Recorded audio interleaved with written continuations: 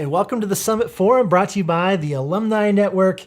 We're here today with Dr. Kathy Koch. Kathy, thank you so much for being with us. And before we get started with our questions and back and forth and conversation, I want to just give the audience a little bit of an idea of who you are. I'm only going to scratch the surface, though, so bear with me for a minute. Okay.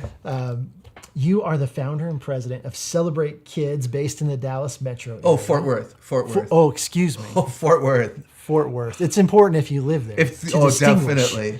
Yes, all right. And Dr. Kathy earned a PhD in reading and educational psychology from Purdue University. She was a tenured associate professor of education at the University of Wisconsin-Green Bay, a teacher of second graders, a middle school coach, and a school board member before you became a full-time conference and keynote speaker in 1991. You've had a long-time relationship with Jesus, and your faith and everything just oozes out of you. Thank you for being that kind of a person. It's so fun to be around you. And the whole foundation of your ministry is inspired by a biblical worldview and your relationship with Christ, and that comes through in everything you do. It's a pleasure to have you here. You have an interesting collection that I hope we talk about while we're here. Okay. And you've written several books, two of which you can find here. We're going to talk mostly about screens and teens, but your book, 8 Great Smarts, Discover and Nurture Your Child's Intelligence, really built a framework for me personally about to help me with my children and also myself, just understanding who I am. So thank you for digging into that. And you were also featured on Kirk Cameron's Connect curriculum, which we were talking about just a minute ago. And that's exciting. So you're everywhere. You're all over the place. And I'm just so glad to have you here. Hey, it's an honor. I love what Summit is doing. I love the emphasis you have on the worldview component. And what an honor to be a part of the speaking, teaching faculty this summer. So I'm glad to do this with you. I hope that people's needs are met. There's a lot of needs regarding technology. It's confusing. Yeah. Okay. Basically, this is just going to be a self-help session for me. Right. Okay. So I have 4 girls at home. They are not quite to the stage where we've given them phones yet, but I mean, they have access to a computer and all of those things. And I have access to a screen, and my wife has access to screens and devices. And so we're trying to wrestle through how we deal with all of this. And I know every one of our parents and the teenagers that are watching and the students that come through our program, they're all wrestling with it as well. So I thought, just to kind of start off, let's set the stage. Let's just talk to parents for a little bit, because I know there are some of them who are watching now, and they want to know, kind of, what do I do with this? Yeah. Everything you've done with this is just so great. But let's say that we have a room of parents, and they're desperate to know, how do I navigate a wireless world with my kids? You have 1 minute to give them advice. 1 minute. Go. Wow. The first thing that I actually think of is ask your kids. Our teenagers and our young adults and even some of our children do know a lot about the wireless world that is good and healthy. Everything from what apps do they think their dads would enjoy, and what app have they landed upon or were surprised by that they think a mom or even a grandmother might really enjoy using, even a game they'd like to play with their grandmother who doesn't live in the same city or state. So maybe we start out by honoring the fact that they are the digital natives and they know a lot. What do you think I should know, and why do you like it so much? I think that's a really profound question to ask kids. Convince me that it's good, and why are you so addicted? And then have that discussion. No, I'm not addicted. No, you're addicted. No, you're and have that discussion. So I think I'd start there. And I want to say, don't give up. Lean in. It can be understood, or it doesn't all have to be understood. Really, for those of us who are older, our brains were finished when technology came into existence. So we need to know what we need to know in order to survive the world in which we're living, for social relationships, work, church, spiritual development, etc. Leave the rest alone. Don't panic by it all. Yeah, that's great. Technology has, fundamentally changed the way teens think about the world. When I was 16 years old, I wasn't engaging with the world the way that I would now. I jump online. Talk a little bit about that. What's the difference in regard to that, that new technology development and how teenagers really engage culture? I love that question, Aaron. There's two things I'd say. The first is that they believe that they are the center of the world. So the first lie about the world that they learn from social media, technology, gaming, screens of all kinds is that, hey, I'm the center of the world. Because, I can listen to a song, like it, buy it in a second, listen to it forever on the device I own. I can, take a photo, autocorrect it, post it out on social media, watch the like factor, like I'm amazing. Look at all these people who think I'm cool, and they can watch whatever they want to watch on the device that we allow them to own. When I was a kid, my dad controlled what I watched, and that was okay. And he, we didn't even have a remote, of course. And if I took a picture, I had to wait to develop the whole film a week later, buy the picture, even if it was bad. That's how old I am. Right. And so these kids think that they're in control, that they're the center, and there's all kinds of ramifications of that we can talk about if you want to. But that's the first thing I would say, that if your kids are arrogant and prideful, self-centered, and not teachable, those are some of the reasons that, hey, I'm the center. And we need to say, no, you're not. And we need to defend that. Right. And let me say, Aaron, and I say this knowing who's listening to us, if we act like we're the center, we have no credibility to tell them they're not. Right? Okay, that's a little too close to home. I'm not sure I'm ready for that. I mean, I can be really guilty of posting something on social media, as I did today that I was coming up here to Summit, and then watching the like factor, staring at my device like, how soon before someone likes it? And where is everyone? They should know this is an amazing thing I'm doing, And oh my goodness, I wrote the book, and I have to be careful that I don't get sucked into what is so easy to get sucked into, right? Which is that pride component and all that. So that's the first thing I would say. And maybe people have questions they want us to answer about that. The second thing that I think changes young people's perspective of the world that's profound is that they see it broken at a very young age. When we were young, we didn't know the world was falling apart. Right. When, I'm older than you are. When I was a kid, there was news on once a day from 5:30 to 6. There were 3 stations. Sure. They were pretty much all the same. There weren't the entertainment channels. It wasn't 24 hours a day. There wasn't Twitter. There wasn't the social media outing of, the bad guy, if you will. And now, here's an example, Aaron. Have you ever been to a restaurant with your family, having a really good time? TV's up on the wall you're not really paying attention to, but then there's a crawl across the bottom. And there's a hush in the restaurant. And what happened was there was a bomb that went off somewhere, a school shooting, a church, fiasco. And all of a sudden you go from this happy space of joy, or you're on social media scrolling, having a good time, and then bam, there's some, video footage of something horrendous that happened.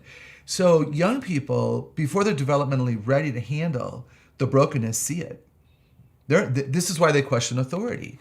This is also why they're solution focused. The good news is that they're solution focused if you raise them with faith, right? Right. You raise kids and young adults to know that God is on the throne, not surprised and not worried, disappointed in man's choice, but aware, right? And he is in charge, and that will never change. And he is good, and that will never change. They're solution focused if they have faith. They want their Esther moment. That's great. So what can I do about the homelessness and the hunger and the fostering and the sex trafficking? You raise kids without faith, who see the brokenness at their age, and they're dying under the weight of that. So that's an interesting contrast, right? So they're solution focused, I think, unless you don't raise them with faith, and then they're dying under the weight of that. And one more thing, Aaron, really important, really a key thing that we do here at Summit, you cannot flippantly say to young people today, God is good. When I was a kid, you said God is good. I believed it because I didn't see that he wasn't, right? Lived in a little bubble.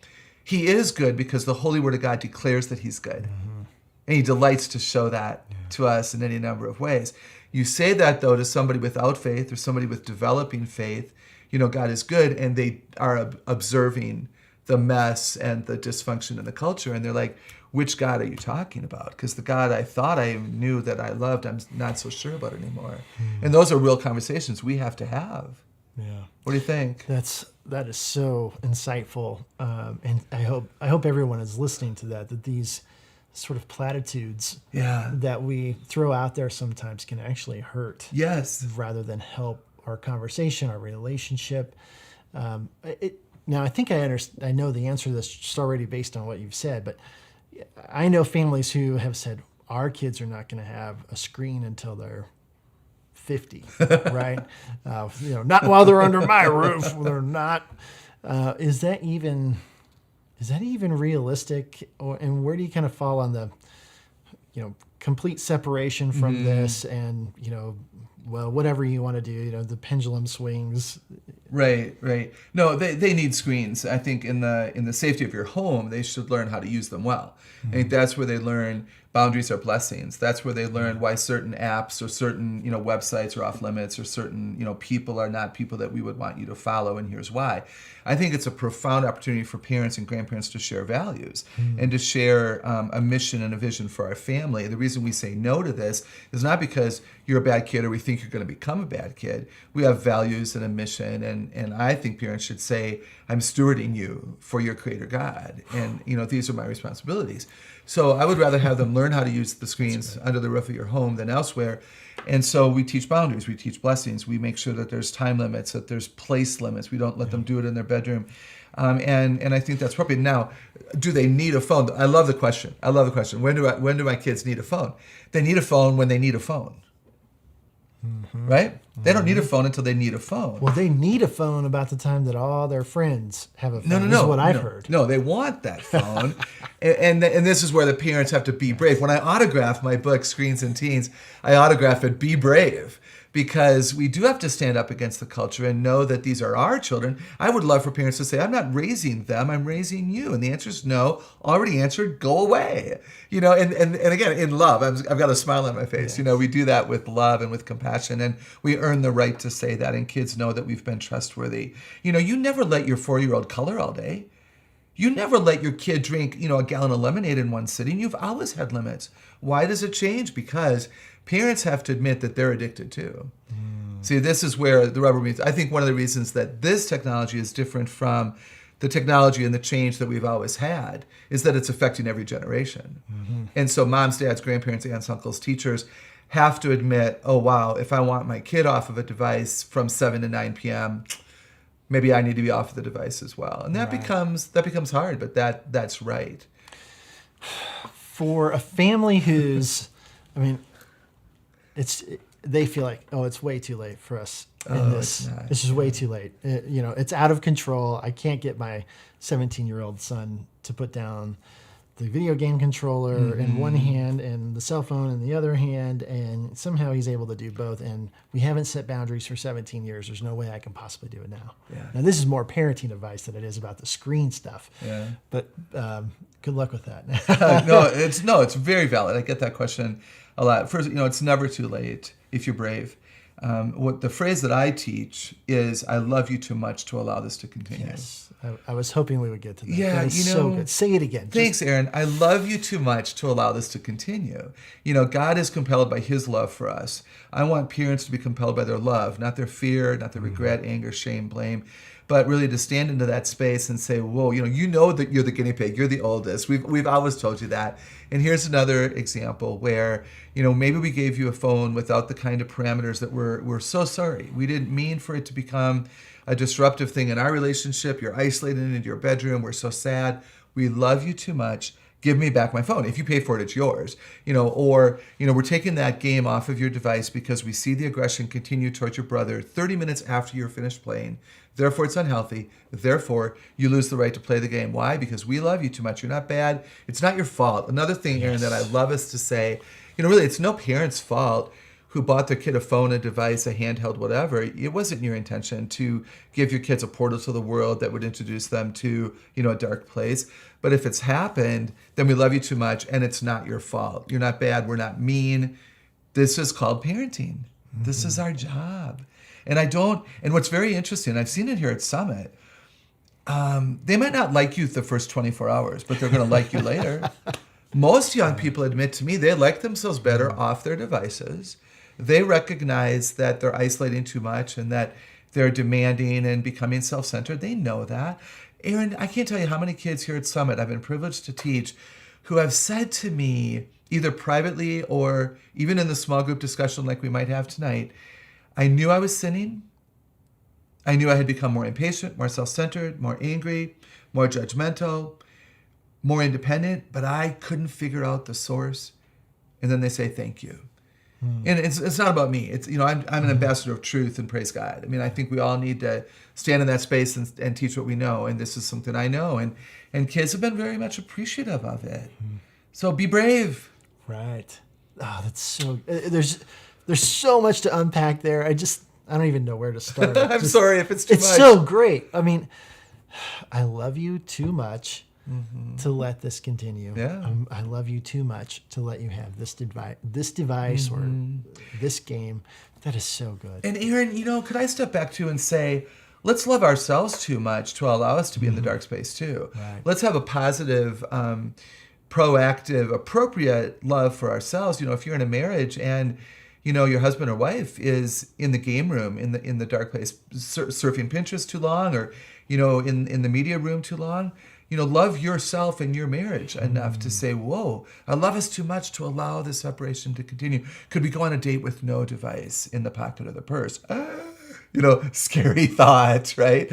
And I think, and for singles, I would say too, are you depressed and anxious and falling into the device, the very thing that's giving you depression, are you falling into that when you don't know what to do? Love yourself well enough to get out of the house and go meet some real people.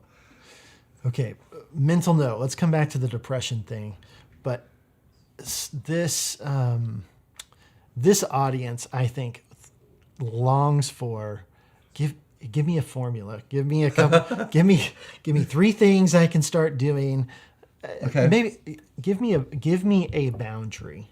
Give me a boundary that you think is realistic, that someone who's never even thought about limiting their screen time or their time on their device could start with.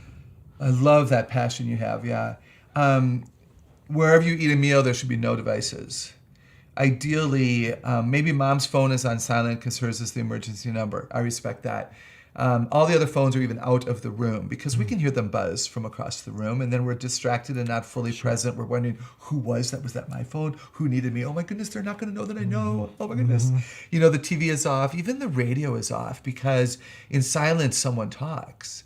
And we want that connection, right? So in restaurants, one of my favorite examples is the stacked phones in the middle of the table, and nobody in the family. Little kids coloring the menu with the bigger sister, right? And a deck of cards at the table while you're waiting for the food to come. And the joke is the first person who touches the phone pays for the meal. I know people who do that. It might work. I think bedrooms, again, ideally are tech-free. Homework, gets into that a little bit. I'd love to connect. I'd love to suggest digital-free spaces and times, maybe every Wednesday and Sunday. No technology except for what we can learn with. No technology. No technology. Take a fast, if you will. I'm being facetious, but read a real book. Play a real board game. Go for a walk. Shoot a basketball game. And one other practical bit of advice, and then we'll see what else you want to say. I'm a big believer in having the alternatives visible for children and adults to see, because we are addicted. We're addicted to the speed of the device. We're addicted to the connection it offers us. And so we come home from church or come home from school or work, and we immediately are drawn, right, to that device. What have I missed today? What's on the news? How's my bank account? Let's go to the sporting website and find out who won the British Open. I mean, these are all legitimate things. I enjoy golf, so that was my example. Yes. And so, yeah. Oh my goodness. So we think there's nothing else to do. But what if we left a board game on the coffee table? And what if we left a jigsaw puzzle up on a card table in the corner of the living room, and it's always there? And your daughter stops by to put in a piece, and then the son, and then you, and then 35 minutes later, you're having a conversation. Boys always talk more when they're busy doing something. What if you have a Frisbee, a football, soccer ball at the back door? You come in from church, and Dad says, hey, let's shoot some hoops after lunch. And you wouldn't have thought of that if the basketball wasn't visible. So get the stuff out of the game closet and make it visible. That would be my other, and I think that's a boundary issue because I think that helps us turn off the electronics and connect face to face. So you've mentioned a few things just in passing that I feel like need a little bit of the case to be made for them. We're all addicted, and depression can stem from overuse of devices. Can you tackle those two things? Maybe that's maybe there's not enough time to do that. But well, no, are we all addicted? How do you know? Yeah.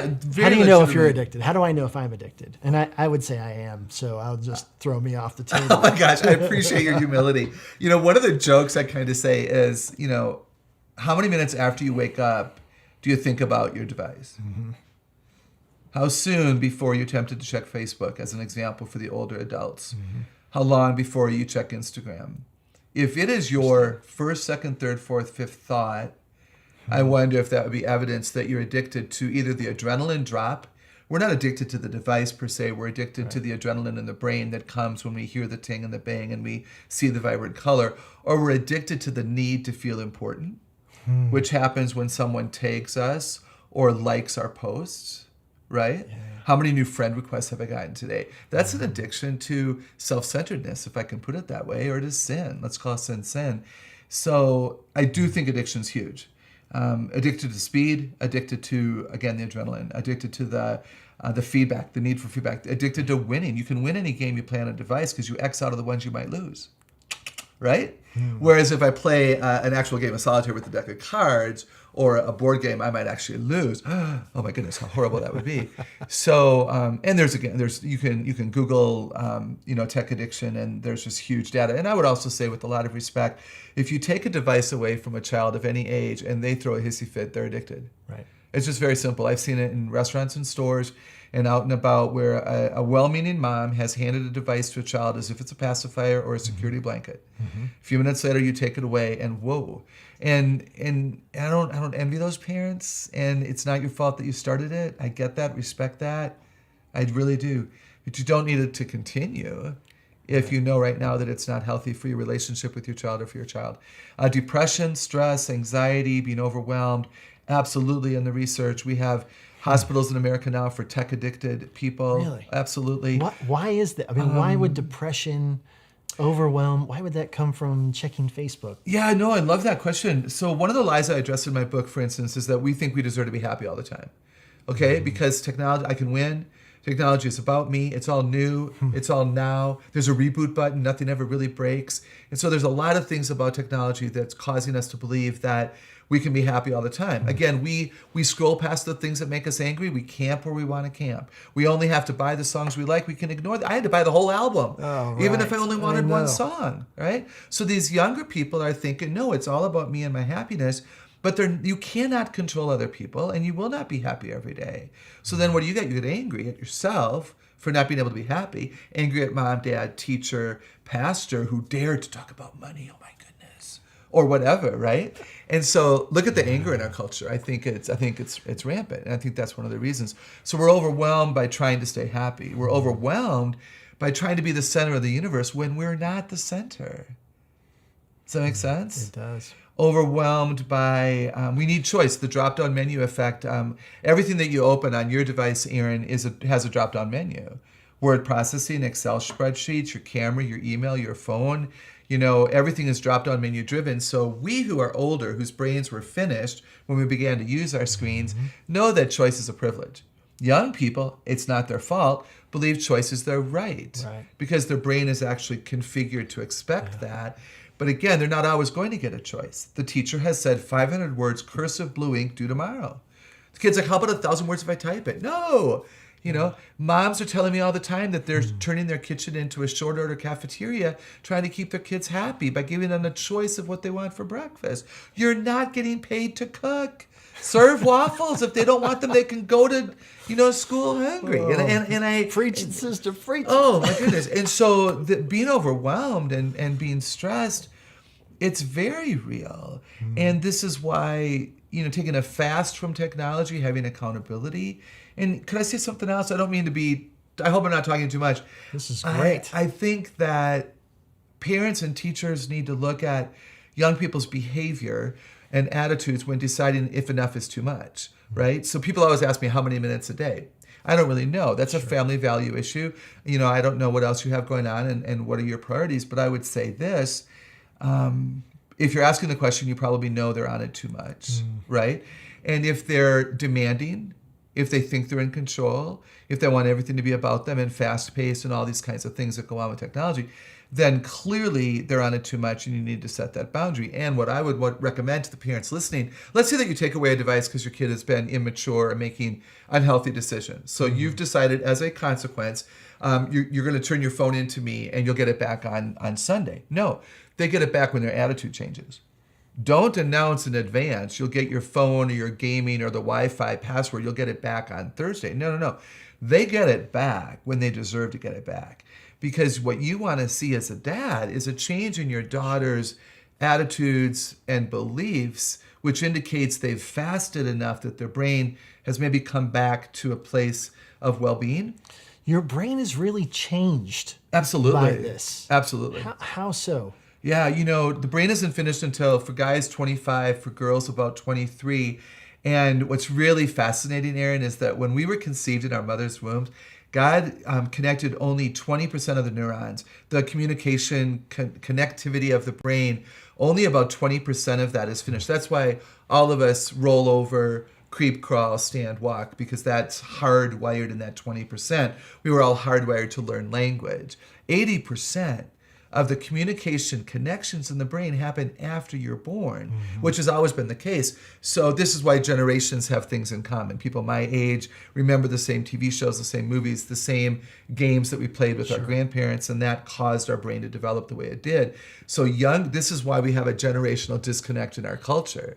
It's a reason grandparents are desperate to get to know their grandkids, and they're having a really hard time connecting because their brains are literally so different.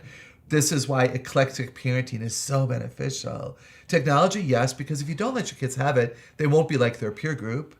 Okay. And that will be a disadvantage in marriage and in the corporate sector as well as in education. Sure. But also, everything from board games to freeze tag to going to the museums and the park and learning that this is a daisy and this is a tulip, right? Sure. Just basic, parenting 101.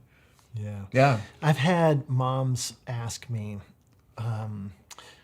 if I don't give my kid a phone when they're 13, they're not going to be in the conversation because the conversation's not happening like this anymore. It's happening here on whatever platform. Pick one, Snapchat, Facebook, Instagram, whatever. That's a real thing. Yes, it is. And I feel terrible for that issue because, that's attention. Any advice? Right, that's a great question, and it's very real because every mom and dad wants their 13-year-old to connect with the peer group, so I totally get that. So here are some thoughts. Have your kids invite over their best friends on a Saturday morning, Friday night, Thursday night. Let them take one friend each to the park on a Saturday morning. Let them be present with their best friends and make sure that they know how to do what you and I are doing right here, and how to read body language and how to smile in response to someone. We can teach those very important social skills. The other thing I'd say is that they don't need their own phone. You could have a sibling phone. You have 2 or 3 kids, you could buy one phone. The siblings sign it out. Maybe they each do have an account of Instagram. They're too young for Facebook probably. It's the old social media plays, which is why I like it. When my mom got on, I seriously considered getting off. I get it. Oh my gosh, that's too funny. So what if you had a sibling phone, and what if you did allow your kids to have accounts? And of course, you have to have passwords. You have to be their friend. You have to observe it really carefully.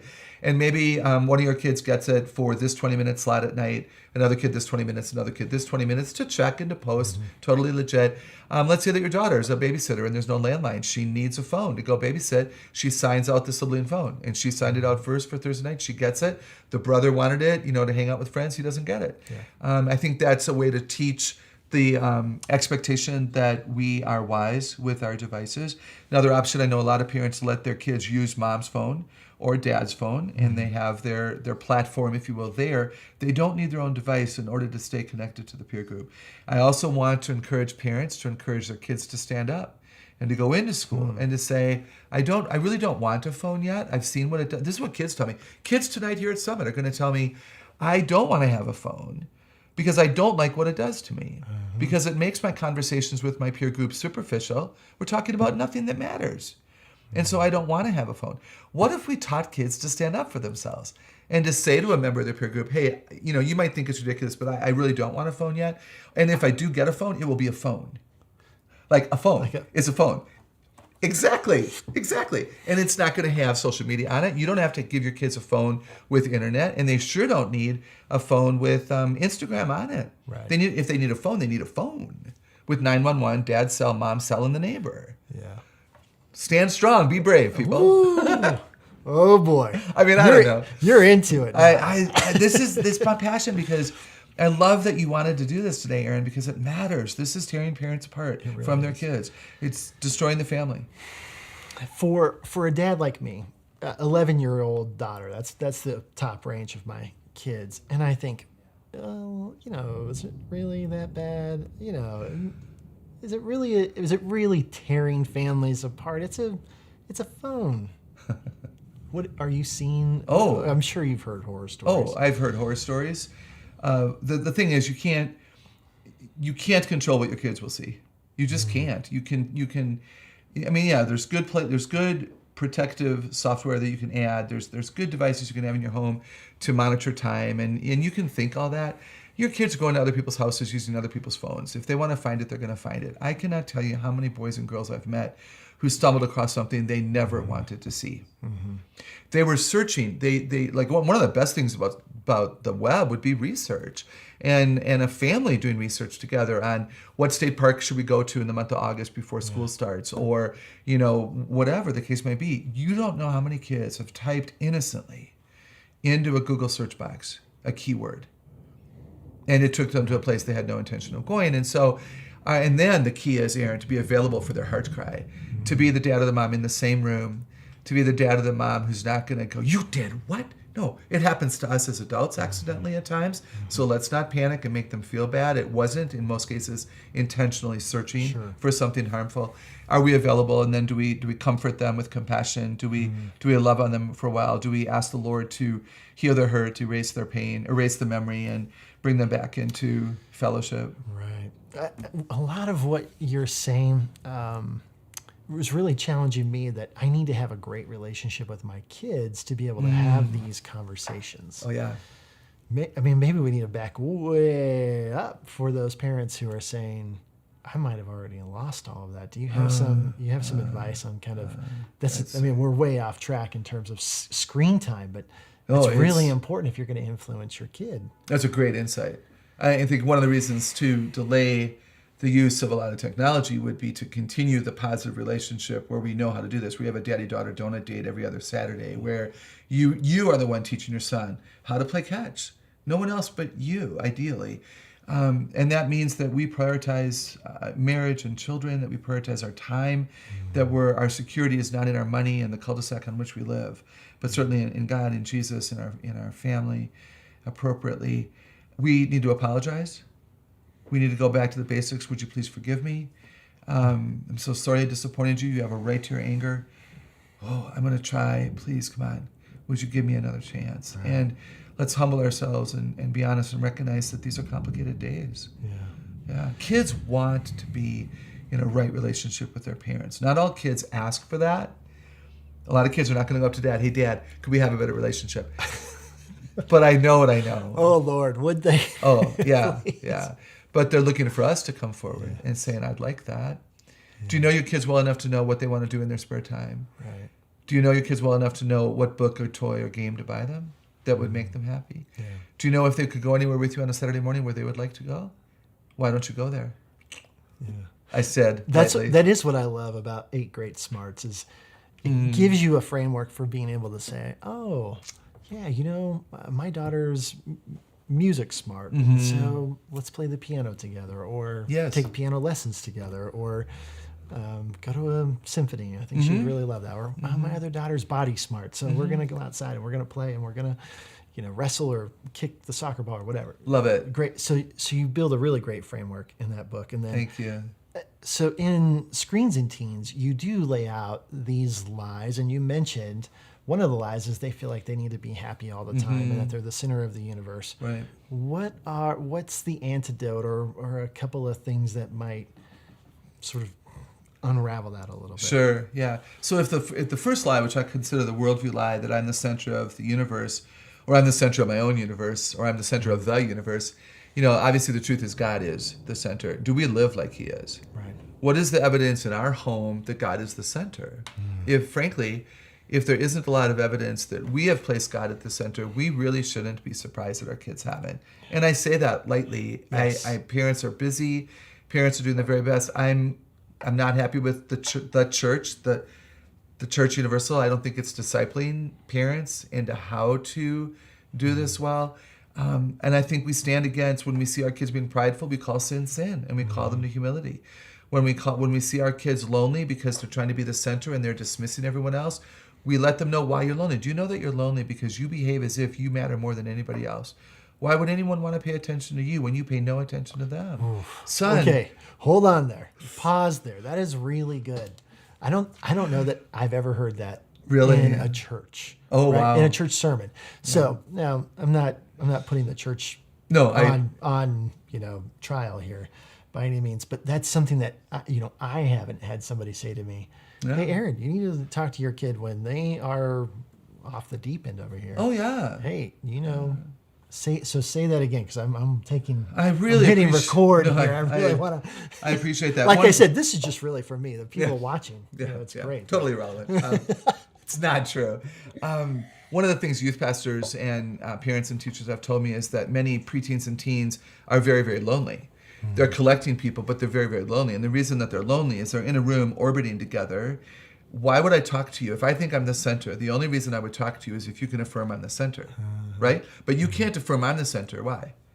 Because you think you're the center, right? So if you have kids, a lot of people think kids aren't conversing because of texting. No, kids aren't conversing because they don't think they need anybody. Because if I'm the center, then your job is to serve. If I need you, it's for you to serve me. Keep me happy. Sure. Right? That's how they actually treat God if we're not careful. So when we observe this, because every kid was created for community. Every kid has a need for a deep connection. And the number of Instagram friends is not going to do it for them. We know that. We who know that because we've lived longer, and we know the difference between, you and I are Facebook friends. We're not friends. We're colleagues. I think we could become great friends, and I look forward to maybe establishing a deeper friendship. Right now, we're Facebook friends. If you can't handle that adjective in front of friends, then we shouldn't be Facebook friends, right?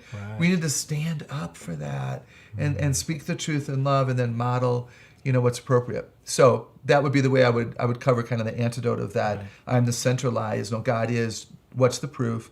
And stand up and make sure your kids know what you see that's going on.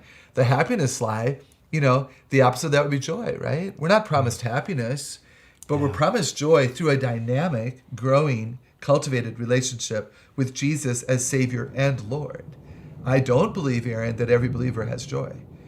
I have found in my own life that joy comes when I press in and when I prioritize Jesus, when I love him through who I am and through what I do. And I don't hit the mark every day.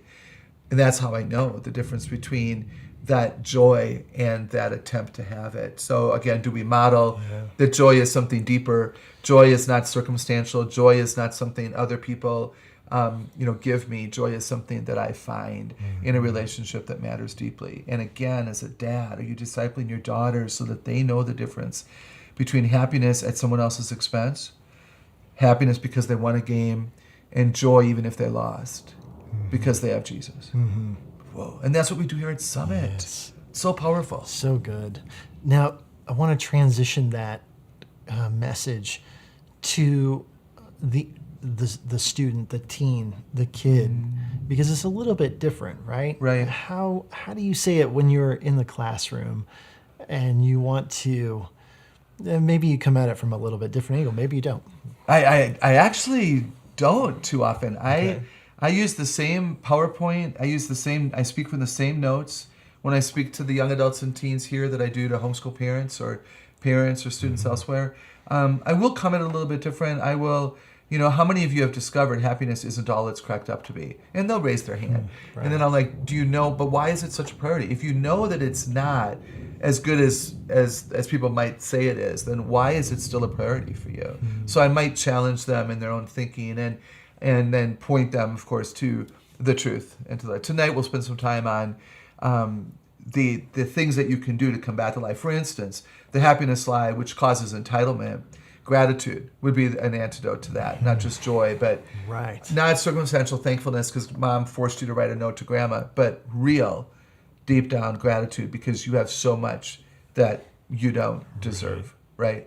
So we'll talk about the role of boredom and a variety of things. It's okay to be bored sometimes? Oh, if your children do not learn how to be bored, they'll go from one kind of Coke to another. The reason they hate boredom... And you don't mean the drink. No, that's the first Coke, and then, No. Why... how many kids this summer, how many of us parents are pulling our hair out? They're so bored. Why are they so bored? Well, guess what? If I think I'm the center of the universe, I should never be bored. Right? And if I deserve to be happy, I should never be bored. And so again, the lies that we're addressing here really have a lot to do with why they're responding the way they're responding. And that causes me to say, I want our kids to learn how to handle quiet. You know, quiet rests the brain. And quiet restores the soul. You know, Jesus said to the disciples who were busy, come away with me to a quiet place and get some rest. When we're quiet, wisdom rises to the surface. Have you ever been mowing the lawn or doing nothing and you have wisdom? Right. You know, you're driving or you're folding laundry or you're doing something and there's you have this aha idea. Our kids may never know that because they're so busy. And they've got pods in for the video and pods in for the music and oh my goodness. And I get that. They like all that and it's not their fault. But wow, they're going to miss out on a lot. So quiet restores. Quiet brings wisdom. Quiet is another thing to do so that our kids don't demand happiness all the time. So for those students that are watching especially, here's a challenge. Go someplace and be quiet. Right. Tech-free. Right. And sit. Yeah, sit, listen to the culture. Observe people. I fly all the time and I don't, this is not about me. I don't mean this to be prideful. I don't travel with pods. I'm very music smart. I do have music on my phone. I only listen to it in the car. I've chosen quiet because it rests the brain and it restores and I get work done or I just rest. But guess what else, Aaron? I pay attention to the people around me. Sure. I cannot tell you how many flight attendants have said, you made eye contact with me. And you actually said thank you for the glass of water. And again, if we're believers, then ought not we put others first. And so young people, you can do it and you can change your generation. You know, you could start the motivation toward a quiet, restorative kind of space and learn to have conversations, learn how to really ask meaningful questions of people. Right. That's great. I want to transition to a time where some of our listeners, some of our viewers have been sending questions in while we're talking. So other people are listening. This is the really good part. So there's some really good questions coming in. Great. So Danielle says, I'm about to go to college and I've not been allowed to have any social media such as Twitter, Facebook, or Instagram. Do you think it's good to have social media in college? How can I manage that well? Thanks for the question, Danielle. You're wise to ask it. One of the social, I would choose maybe one that your high school friends are on that you want to really stay connected to. That's the first thought I have.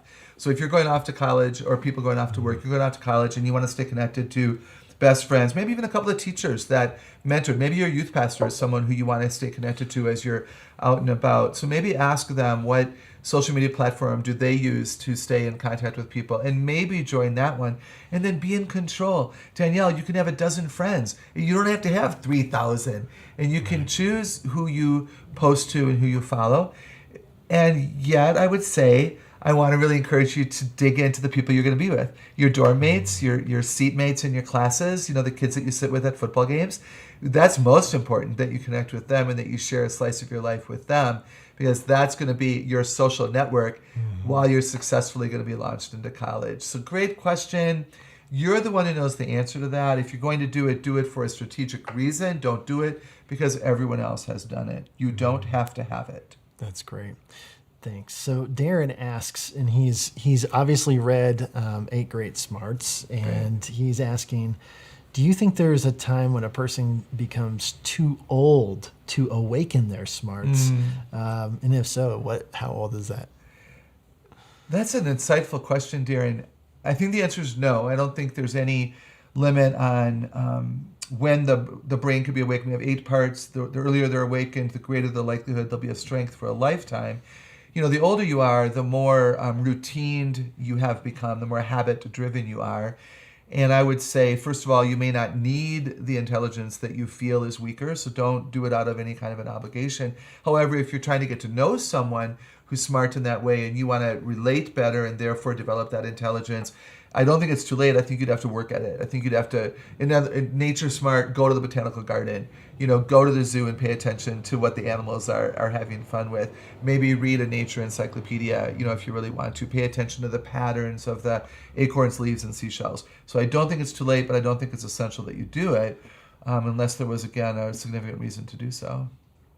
Julia asks, what can I do to help my peers who are so connected to their phones and have difficulty engaging face-to-face in conversation? It seems as if they're often in another world. They have a hard time focusing on the present. How can she help them? I love the passion you have for your own generation, sweetheart.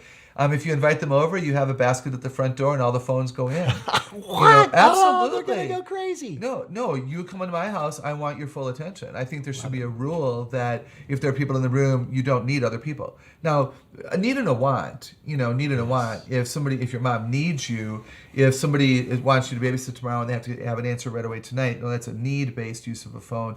But I would love you to have your friends come over, maybe warn them in advance. If you come, don't bother bringing your phone or leave it in your car or drop it in the basket because I want to get to know you better. And then have fun, have some crazy fun. Yes. I mean, you could listen to music and critique it because you guys are a music smart generation. You could watch a movie together, although you don't really talk a lot while you're watching a movie, so I don't think that's necessarily engaging. Play some old-fashioned games, have some craziness, play a kid's game, pie in the face, and just laugh hysterically and let them know. And what I'm discovering and people who give me feedback are saying, no, we had a fabulous time. We want to do it again. It becomes an annual, every first Saturday of the month. I think that they don't know what they don't know. If you're on social media less, the value of face-to-face communication like Aaron and I are doing right here and like we're privileged to do with you because you typed in a question. Let your peer group know that they're missing out. And maybe you can be the hero. David asks, I have 2 kids. They're both under 4. I always find information about tech issues with teens and preteens. What should I be aware of when it comes to toddlers? How important is their brain development at this age? How is technology affecting that development? Yeah, that's so great. There is information out there. Could I plug another book? Oh, absolutely. Friends of mine, you might know the name Gary Chapman. He's the 5 love language guy. Gary Chapman and my friend Arlene Pelicane wrote a book called Growing Up Social. And then there's a subtitle, Raising Relational Kids in a Screen-Driven World. But if you just remember Growing Up Social, their book, mine is really for parents and teens. Their book is for parents of children 12 and under. And does have very good information about limits and other ways of raising children without that. So you might want to check out Growing Up Social. One of the most interesting things that I just discovered in my own research that was very terrifying, that's a strong word, alarmed me, was that children who learn academic ability through apps don't retain it. So if you've got a 2 and a 4-year-old, maybe you're going to get a developmentally appropriate app to learn the ABCs or the 1, 2, 3s or the colors or the shapes. And your daughter might even really like it and it's engaging and she's attentive and she likes doing it. But the research is showing us that they don't retain what they learn in an app. You know why? Because there's no human connection. Wow. And it's when dad says, yes, that little 4-year-old plants into her mind and her heart, oh, that mattered, that must be important. So if you are going to have your children learn with an app, sit with them. Don't ever let an app take the place of you as the teacher. Don't ever stop reading to your kids because they can read to themselves with the device. They won't retain it, and they won't have the focus and the security. Think back to your children, Aaron. When you read to young children, when you play with young kids, it builds security.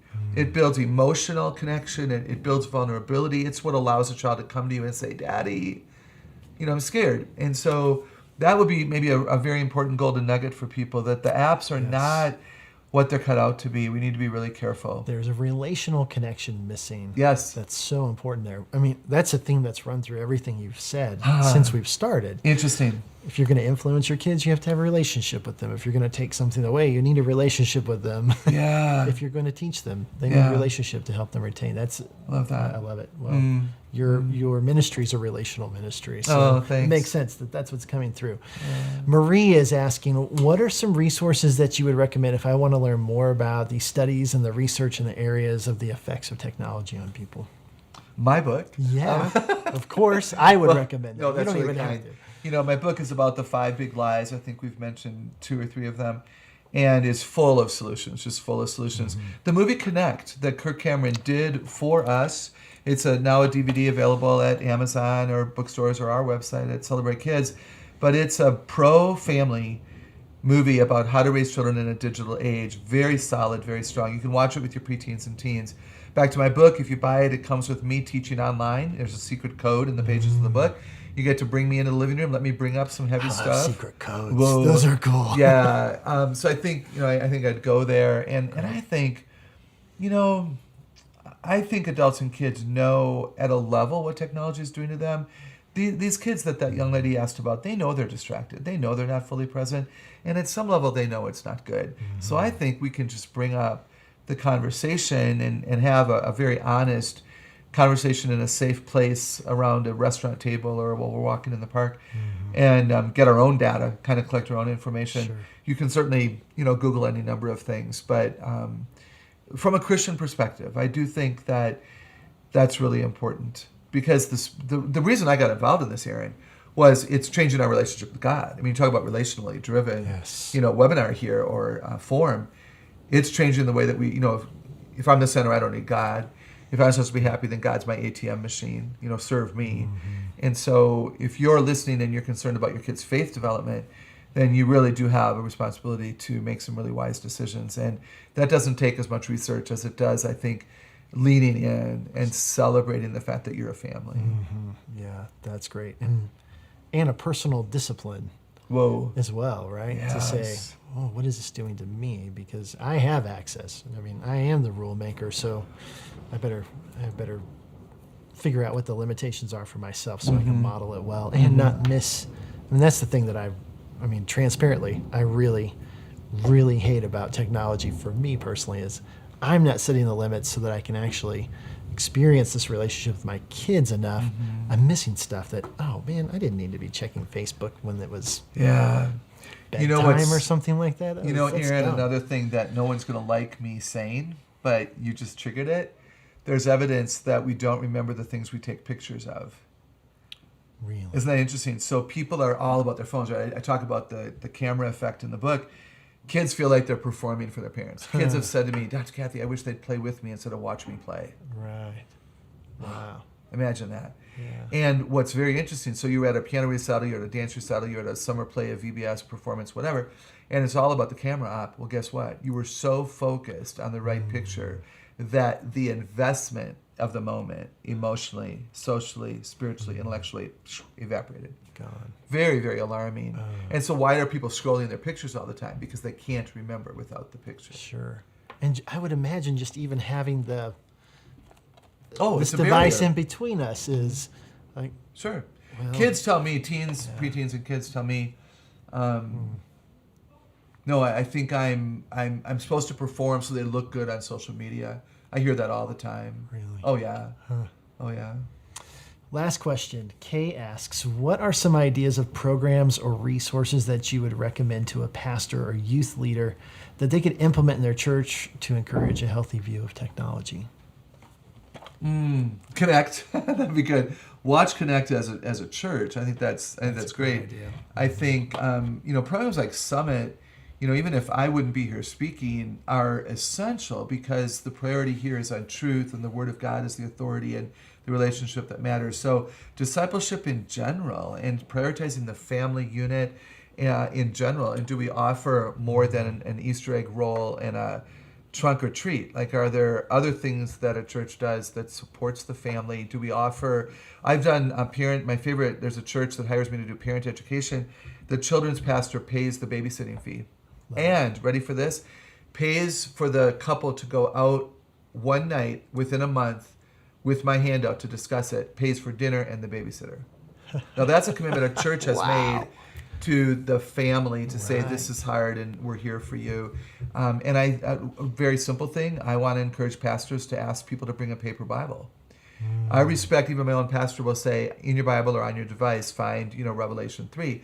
Again, I respect that. The convenience of the Bible on the phone is miraculous. But Aaron, many kids tell me, no, the phone is their toy.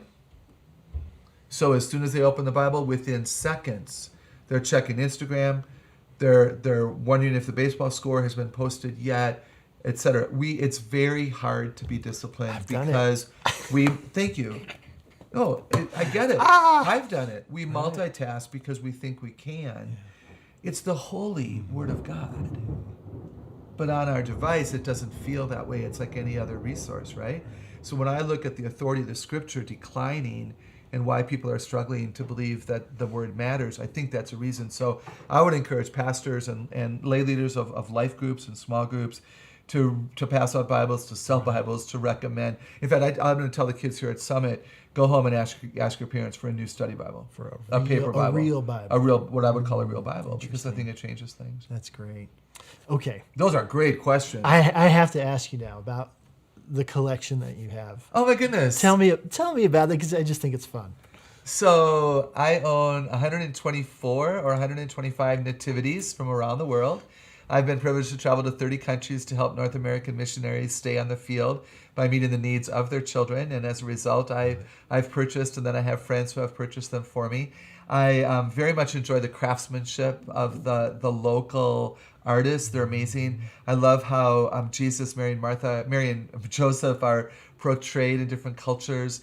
All my African nativities, Mary is holding Jesus, because in Africa they hold their babies forever. I have ones they're absolutely amazing, and they're out year round. I have all of them out year round. All year round. It's Christmas at your about house. half in my home and about half in my office. And great. if anybody would ever like to dust them, I would love the help. Oh my There you gosh, go. it's insane. Somebody's gonna reach out to you on it's Facebook.